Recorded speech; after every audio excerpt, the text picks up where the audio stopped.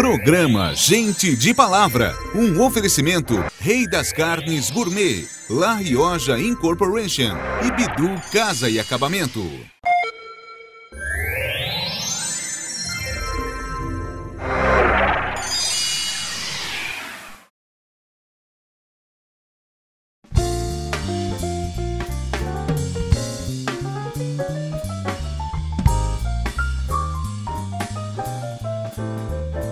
Reconhecer a personalidade dessa foto é fácil, gente. A pessoa conhecidíssima. Aliás, todas as personalidades que nós entrevistamos são conhecidas. Esse, em especial, convive com muitas entidades beneficentes, faz parte lá do Clube do Enrosco, lá, diz que é pescador também, tem umas histórias de pescaria, mas é uma pessoa boníssima, um coração maravilhoso. O entrevistado de hoje, vocês já descobriram, né? Estão vendo as fotos aí, né? Nosso entrevistado é o Sérgio Gabriel.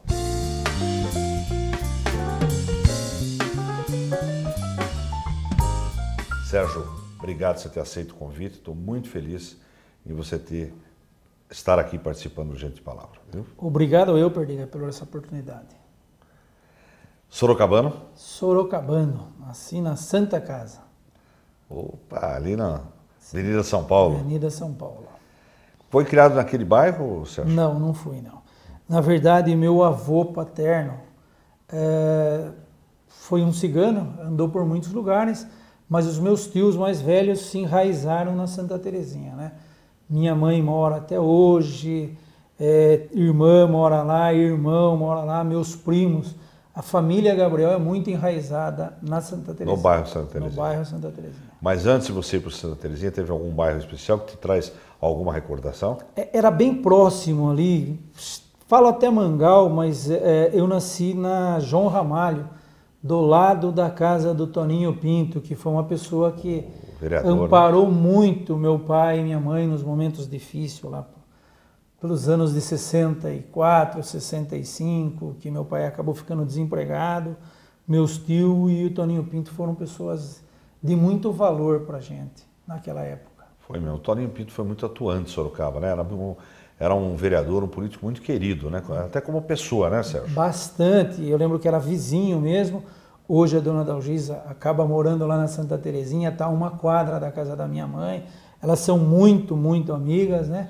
Na perca dele foi uma perca também para nós, porque ele sempre foi uma pessoa muito generosa para com a família do meu pai e minha mãe, para a nossa família.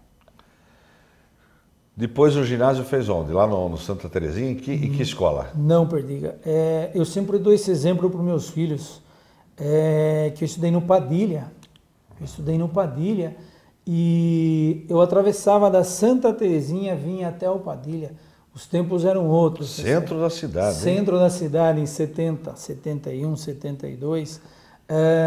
Vinha ali, atravessava Eugênio Salerno, que era de paralelepípedo, que eu vinha pela baixada ali da Santa Terezinha. Né? Exatamente. Atravessava a Rua 7 e atravessava a Roda Penha. Mas não era esse trânsito doido, maluco, essas imprudências. Mas a distância era a mesma, né? A distância era a mesma, né? Fazia isso diariamente e fazia em um grupo de pessoas, né? Eu tenho uma irmã mais velha do que eu, nós somos em 4, 2 homens e 2 mulheres. A Sandra, minha irmã mais velha, eu, depois a minha irmã Soraya e meu irmão Rubinho, que é o caçula, né? Então eu e minha irmã Sandra somos 1 ano de diferença, daí com nossos irmãos são 5, mas então nós andávamos muito juntos e outras pessoas, outros amigos, né? Que vinham para lá, né? Na oportunidade, minha mãe não conseguiu matricular nós no Estadão, que era do lado. Aí o tio da minha mãe, irmão da minha avó, era o conhecido João Mascote. Aí ele tinha muita amizade com o seu Wilson, que era diretor do Padilha, foi lá, mas eu não tenho como pôr no pré-primário. Coloca na primeira série, vamos ver o que dá, né? E aí eu fui desempenhando. Eu não fiz o pré-primário, minha irmã fez, porque não tinha vaga, e tenta na primeira série, e eu me lembro bem, até hoje eu encontro a dona Lucília, que foi a minha primeira professora, vira e mexe eu encontro com ela em alguns eventos, assim, né? Então, estou falando de 1970, né? Que delícia, Fazem né? muito tempo isso, né? E depois de formado no ginásio, como é que foi? Você teve o patrocínio, quer dizer, só estudou ou começou a trabalhar cedo, Não, Sérgio? Não, eu precisei ir cedo. Aí eu fiz um colégio técnico em contabilidade, mas eu precisei ir cedo trabalhar, né? Eu com 14 anos já tinha bastante responsabilidade, com 16 anos foi aumentando a minha responsabilidade, aí eu fiquei de maior, assumi mais a responsabilidade. Infelizmente eu perdi meu pai 4 anos depois que eu fiquei maior, a gente ainda era jovem, não tinha aquele compromisso de ter aquela...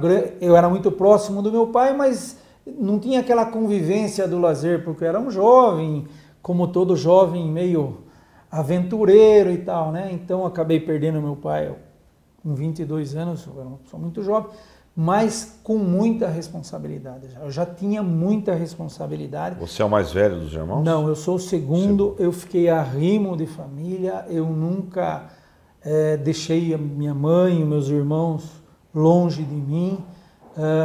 Casei também muito jovem, porque eu entendia que aquela vida de noitada não coincidia com o que eu queria de trabalho, com o que eu precisava exigir de mim, que eu ganhei essa responsabilidade jovem e cedo.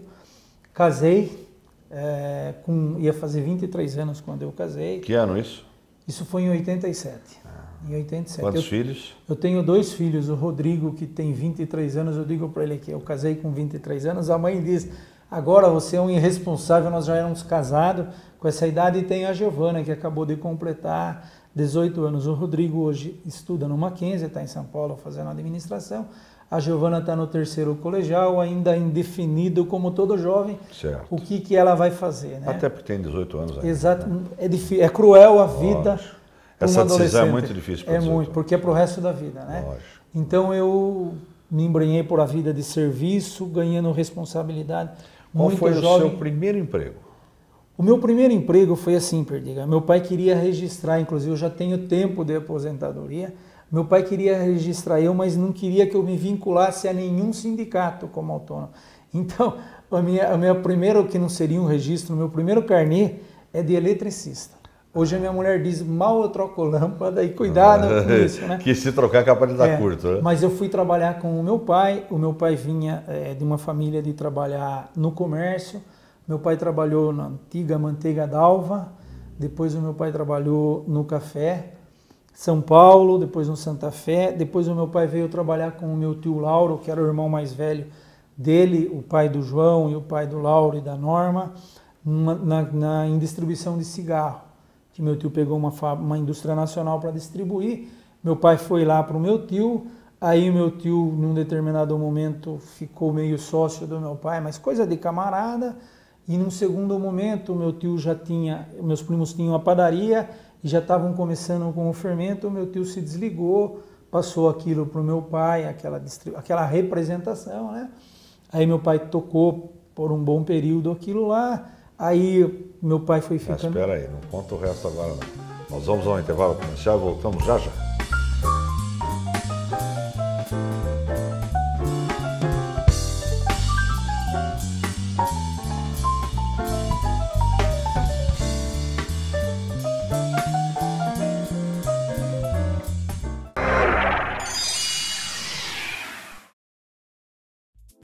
Bidu Casa e Acabamento, uma loja que oferece uma variedade de produtos para o acabamento da sua construção, permitindo a criação de ambientes que vão do clássico ao contemporâneo, a qualidade do atendimento e novas soluções, e surpreendem seus clientes com um toque de produtos, a pronta entrega e frete grátis a Sorocaba, Votorantim e Araçoiaba. Bidu Casa e Acabamento, um conceito diferente em loja de revestimento.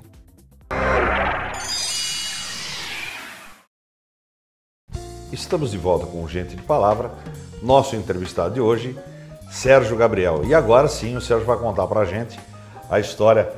Aí seu pai se desligou, continuou com a distribuidora e você junto com seu pai. E daí? O que aconteceu? Conta pra gente. Exatamente. Aí perdi meu pai tinha 52 anos, meu pai passou a ter um problema, virou renal crônico, fazendo hemodiálise dia sim, dia não. Inclusive meu pai acabou falecendo na máquina, né? E um fato que é muito importante na minha vida, que meu pai morreu 14 dias antes de eu casar. Meu pai morreu dia 11 de julho de 87, eu tinha um casamento marcado para 25 de julho de 87. muito difícil, uma comoção, perdi meu pai muito novo, precisava encostar e falar com alguém. Peguei a minha esposa, que era minha namorada, minha noiva, fomos falar com meu tio Lauro, que era o mais velho, o irmão do meu pai. Eu me lembro bem que eu cheguei lá e falei, tio, o que eu faço agora? Ele falou, filho, segue o casamento, suspende, ia ter uma festa, uma comemoração, suspende, porque da nossa parte ninguém vai ter clima para ir, suspende isso, mas segue o casamento. Então, a Dó da minha esposa, ela sempre fala assim, meu tio iluminou muito nós naquela orientação, porque talvez se meu tio dissesse, espera um pouco agora, nem sei como é que ia ou não constituído família, né? Aí casei 14 dias depois, tinha uma lua de mel um pouco mais esticada, já não foi possível, fui obrigado a fazer em 3 dias a lua de mel, que na quinta eu tive que estar de volta em Sorocaba, porque aí eu tinha o meu serviço, acabei indo a Campos do Jordão, eu e a Doda, já faz 26 anos que nós somos casados, tenho uma bela família, minha mulher é uma pessoa que me apoia muito porque ser voluntário precisa do apoio da família. Se não tiver apoio da família, é difícil ser voluntário, né? Então, ela é muito participativa, está comigo em praticamente todos os... Ela só não vai pescar comigo, mas também eu não vou no shopping com ela. Isso, então tá. Mas ela fala, isso eu não vou, mas ela me apoia na pescaria. Só que tem uma coisa, a pescaria você sabe quanto vai gastar, o shopping não, hein? É um cheque em branco, cheque em branco, mas ela é muito ajuizada. A minha mulher, nos momentos bem difíceis da vida da gente, ela sempre esteve do meu lado, sempre me apoiou e entendeu que agora é hora de pisar no freio, pisava no freio. Quando pode acelerar, ela sabe que ela acelera. Então, assim, tem muito sincronismo, 26 anos de casado. É uma história de vida. É uma história de vida, meus 2 filhos. Então, minha mulher, assim, foi uma peça muito importante na minha vida. Foi muito importante na minha vida.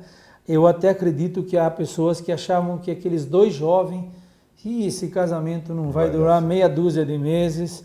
Ela estava fazendo a faculdade, nós esperamos ainda mais 2 anos para poder vir o Rodrigo, para não chocar com a faculdade dela. Fizemos o planejamento, tivemos o Rodrigo, veio o Rodrigo.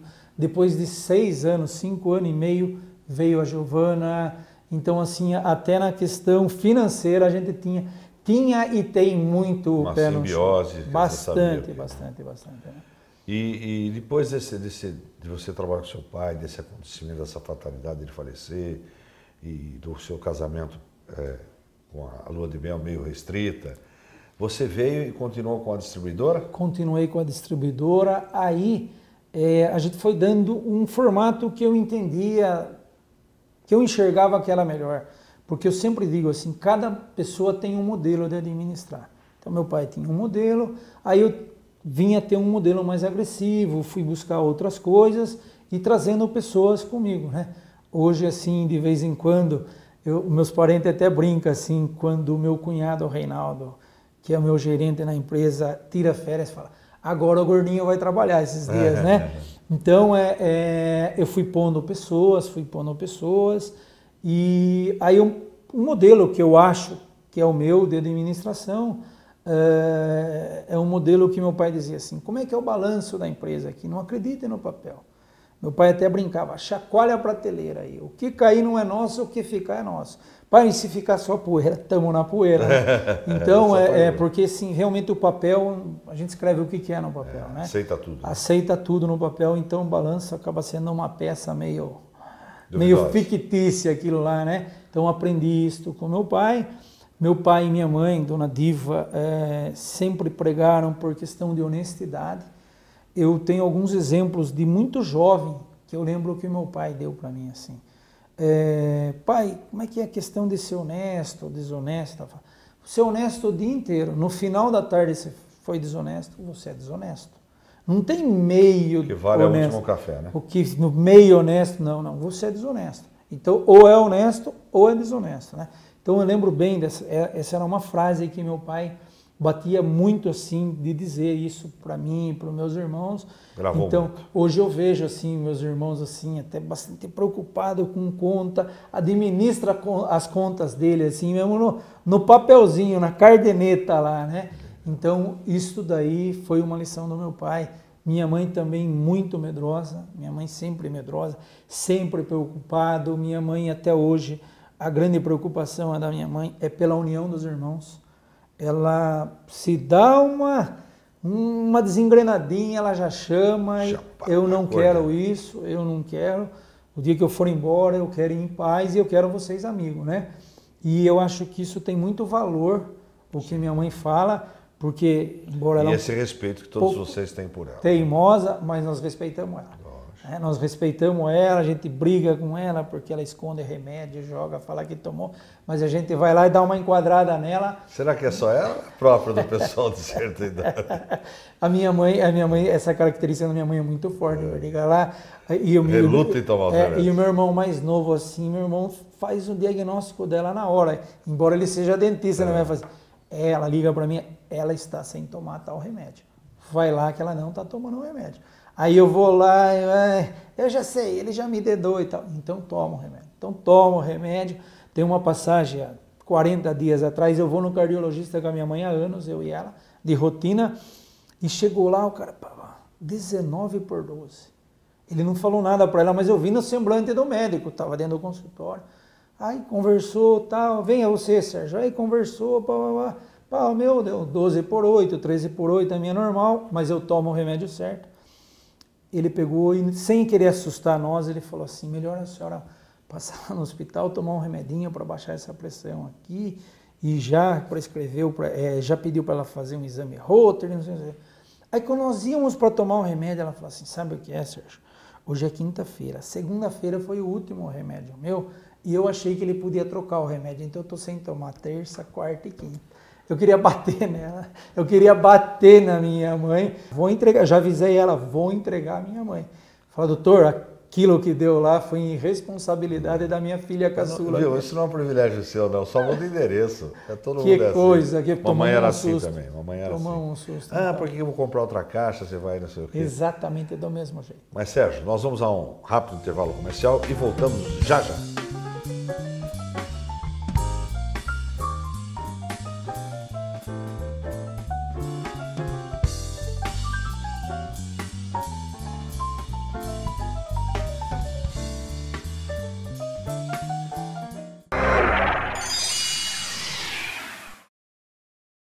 Para nós da La Rioja, há somente uma regra: trabalhar. Trabalhar sempre, trabalhar com vontade, com dedicação, com seriedade e credibilidade. E o mais importante, pensando em você, do pedreiro ao diretor, do engenheiro ao encanador, trabalhamos pensando no seu conforto, na tranquilidade e no bem-estar da sua família. É para você ter o lar dos seus sonhos que trabalhamos. Afinal, nosso negócio é esse: ver você feliz. No Açougue Rei das Carnes, você encontra uma linha completa de carnes com cortes exclusivos e selecionados, e um permanente controle de qualidade, como a utilização de embalagens de acondicionamento a vácuo que garante o sabor esperado de um bom churrasco ou daquela receita especial. Além de contar com uma variedade de produtos, o Rei das Carnes possui um espaço gourmet com carnes especialmente selecionadas a gosto do cliente. Rei das Carnes, Mercadão Campolim, box 1415, telefone 3346-3396.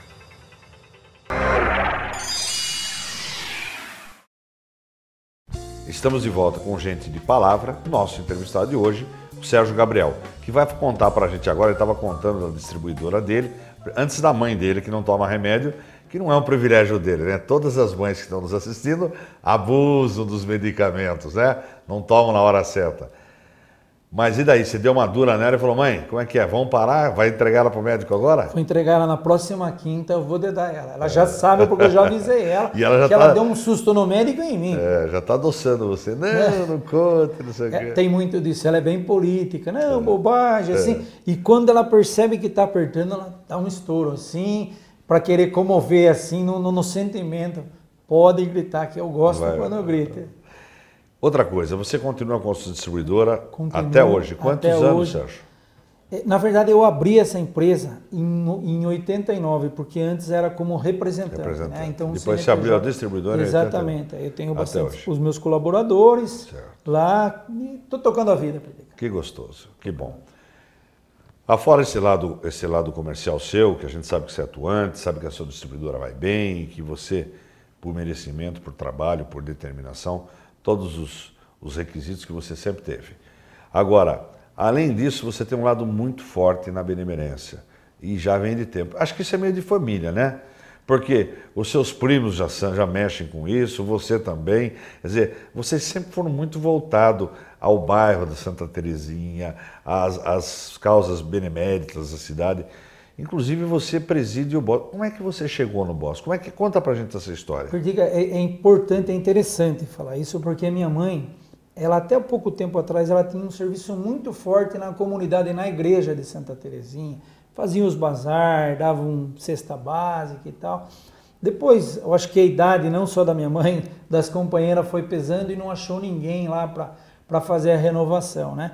Então, meus primos também adoram fazer isso aí, ajudar o próximo a quem precisa.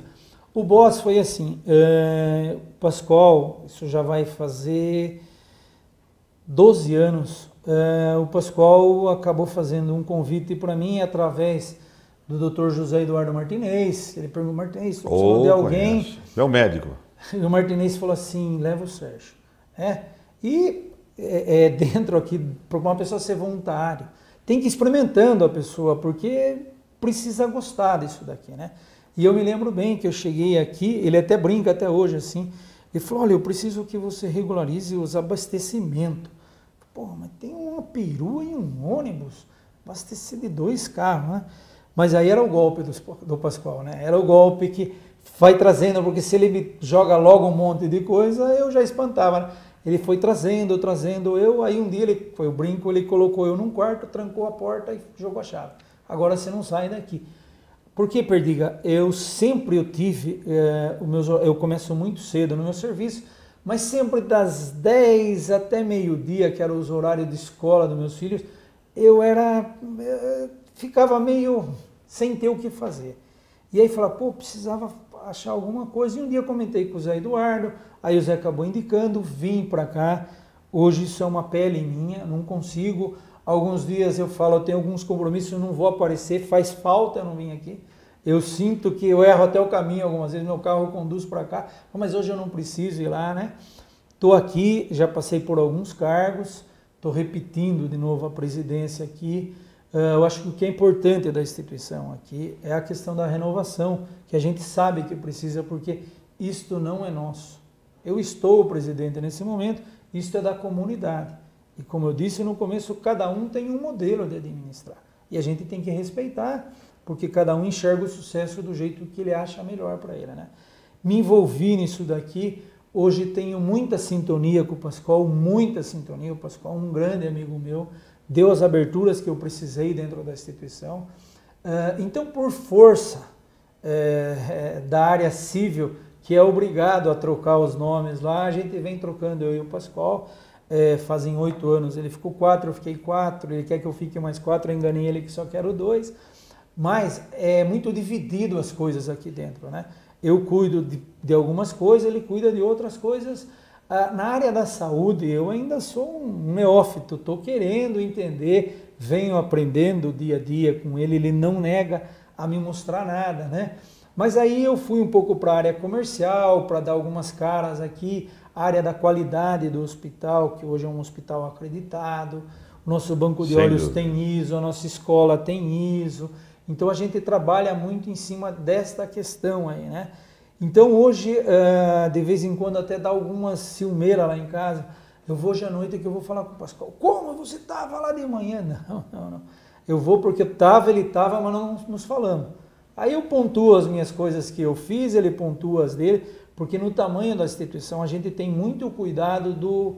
eu já falei com ele ou eu já falei com ele. Jogar então, um contra o outro. Exatamente. Então, Pascoal, você autorizou isso, o Sérgio, você autorizou, então toca a vida, né? Então, os funcionários já sabem que não é possível fazer isso, que nós temos essa sintonia, né? Então, hoje, eu diria assim que isso é quase um vício para mim. É quase um vício para mim estar dentro do hospital. Eu cheguei, o hospital tinha um tamanho, hoje o hospital completamente, o tamanho do hospital Não dá nem para comparar como era quando eu cheguei. Ele vem ganhando corpo. Hoje, nós vamos inaugurar nesse mês ainda de agosto, a nossa UPH em parceria com o prefeito Panunzio, retribuindo para a população o que nós já podemos oferecer no hospital oftalmológico. Nós vamos levar, vamos buscar, trabalhar para dar o mesmo serviço para a população nessa UPH da Zona Leste. Que existe aqui, né? O mesmo serviço, queremos o mesmo modelo na UPH nossa. Sérgio, ficaria com você horas e horas conversando. Eu quero fazer com você um bate-bola. Sérgio, eu queria que você falasse um pouquinho para a gente sobre família. Família é tudo para mim, Perdiga. Sucesso. Trabalho. Um momento inesquecível. Olha, Perdiga, quando eu ouvi meu primeiro filho, o Rodrigo, chamar eu de pai. Eu era muito jovem e ouvi aquela coisinha falar papai, aquilo foi um negócio que me tocou demais. Um ídolo. Um ídolo. Jesus Cristo. Uma música. Pétalas de Djavan. Uma viagem. Olha, eu comemorei 25 anos no ano passado de casamento, eu e a Doda, em Las Vegas. Nós dois só curtimos muito, muito, muito. Um sonho. Um sonho. Ver meus filhos formados, Rodrigo e Giovana, e ver meus netos. Eu já disse para eles que eu tenho desejo de neto, mas não rápido assim. Quem é Sérgio? É só o Sérgio. Eu não quero que esse cargo suba na minha cabeça. Eu quero ser sempre o Sérgio Gabriel, que todo mundo me conhece. Este é Sérgio Gabriel, gente de palavra. És um senhor tão bonito quanto a cara do meu filho. Tempo, tempo, tempo, tempo, vou te fazer um pedido. Tempo, tempo, tempo, tempo.